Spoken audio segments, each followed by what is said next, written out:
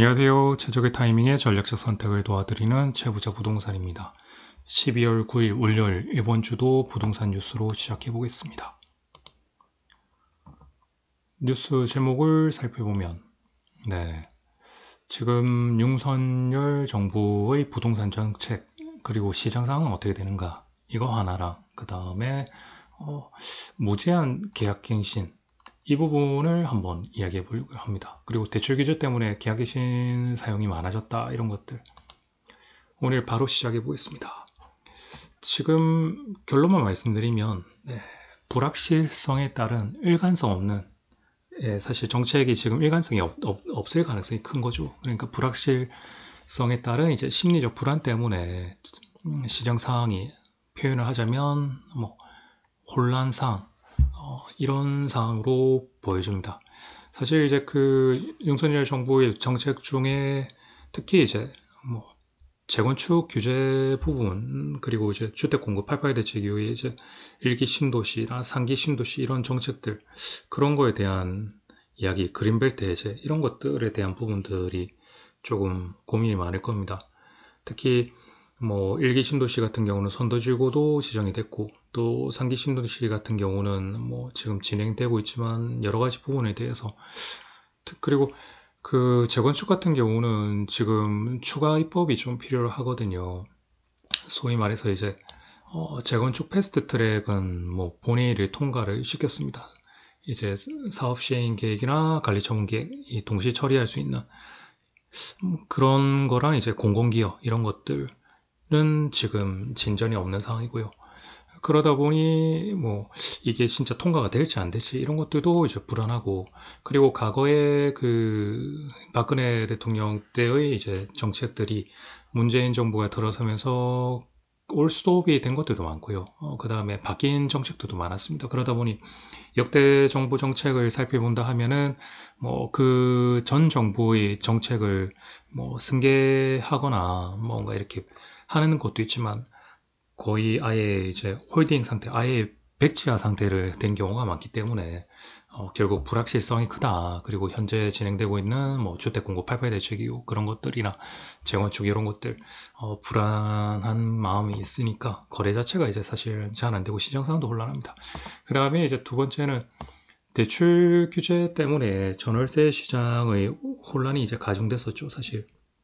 과거에는 역전세난 때문에 사실 임대인과 임차인 간에 그런 부분들이 있었는데 그 후에 서울 집값이 뛰면서 계약신 신인 청구권의 이제 도래와 5% 인상 이 도래가 맞물려 가지고 혼란이 가중됐죠. 근데 지금은 대출 규제 때문에 이제 전세 대출 특히 이제 버팀목도 힘들다 보니까 계약갱신 청구권 사용이 많습니다. 그리고 임차인 같은 것도 사실 이사를 가려고 하더라도 대출도 어렵고 사실 이자도 많이 내야 되고 이러다 보니까 그리고 임대인 같은 경우도 사실 임차인을 이제 대출이나 아니면은 이제 보증금 반환 대출 이런 것들 여러 가지 사항들이 있으니까 임차인과 합의하에 계약갱신을 하고 거기다 플러스 중개보수도 그렇고 이삿짐도 그렇고 여러 가지 이제 뭐 사람이 들어왔다 나왔다 하면은 또 본인이 이사 간다 하면은 부가적으로 드는 비용들이 많으니까 그냥 금액을 5% 인상한다 하더라도 큰 의미 없이 그냥 계약갱신을 하는 경우가 많고요. 그 다음에 지금 그 뉴스에도 보면 아시겠지만 무제한 계약갱신 이게 이제 뭐냐 한 번쯤은 이제 들어보셨을 건데 지금 그 주택임대차 보호법 개정안을 이제 발의를 했습니다. 그래가지고 어떻게 될지 모르겠어요. 사실 문재인 정부 때도 임대차 3법이나 여러 가지 이런 것들이 나중에 이제 올해 초에 합헌이 났었죠. 지금 그 주택임대차 보호법 개정안의 내용이 뭐냐면은 지금 현재는 이제 그 계약갱신을 그 기존의 1회 이제 사용할 수 있습니다. 1회 사용할 수 있는데 지금은 이 법이 발의된 내용에는 청구권을 제한 없이 사용한다. 그러니까 임차인이 원한다 하면은 무제한으로 사용한다. 그 다음에 그 임대인이 갱신 거절할 수 있는 그 요소들 중에 이제 월세 연체를 기존에 2에서 3회로 이런 식으로 또 그 임차 보증금 관련해서 보증금이나 선순위 담보금, 그 다음에 국세, 지방세, 체납의 합계 이런 것들 다 더해서 주택 가격 70%를 못 넘게 했고요. 뭐 이런 상황이 이제 되다 보니까 뭐 사실 그 임대인 분들 입장에서는 아주 반발이 이게 사실 그 악용을 할 가능성이 클 수 있거든요. 물론 이게 정착이 되고 뭔가 이런 부분들이 있으면 모르는데 우선은 임차인을 위한 내용으로 이렇게 되었기 때문에 여기에 대한 좀 후폭풍이 좀 클 것 같습니다. 만약에 통과가 된다 하면은. 그리고 이제 이런 상황이 된다 하면은 이 전세가 거의 없어질 가능성, 없어진다기보다 좀 시장 상황이 아주 월세로 가속화될 가능성이 좀 크고요. 아마 전세 시장이 아주 좀 위축이 될 것 같으면 거의 그냥 그럴 바에는 차라리 월세로 돌려서 뭐 하는 게 좋고, 특히 그 무제한 갱신이 참 말이 무제한이지.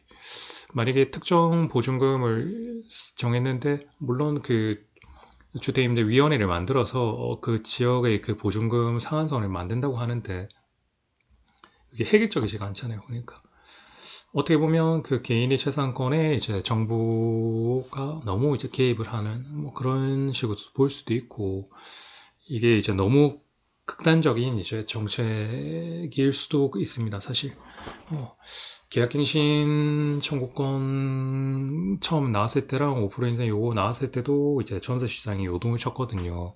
그러니까 그때 당시에 이제 보증금 자체를 상한에 올릴 가능성이 큰 거죠. 그러니까 그 무제한 갱신이 된다 하면은 금액이 처음 책정된 금액으로 가버릴 수 있잖아요.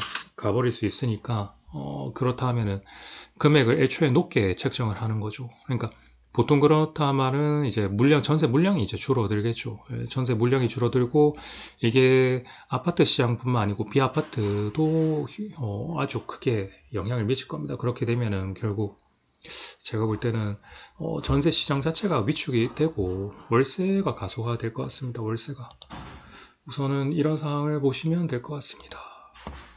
오늘은 전체적인 시장 상황은 불확실성에 따른 이제 심리적 불안으로 시장 상황이 좀 관망하는 분위기, 그러니까 불안한 상태다. 그러니까 정책의 일관성이 없을 가능성이 크기 때문에 그렇고요. 대출 때문에 이제 전월세 시장이 영향을 받다 보니까 역전세난은 이제 조금 감소를 했지만 계약갱신이 이제 좀 많아진 상황이 됐고요. 그리고 현재 주인법 일부 개정 무제한 계약갱신 요거 때문에 이제 지금 말이 많습니다. 오늘은 요 세 가지 정도만 알아봤습니다. 시청해주셔서 감사합니다. 최부자 부동산이었습니다.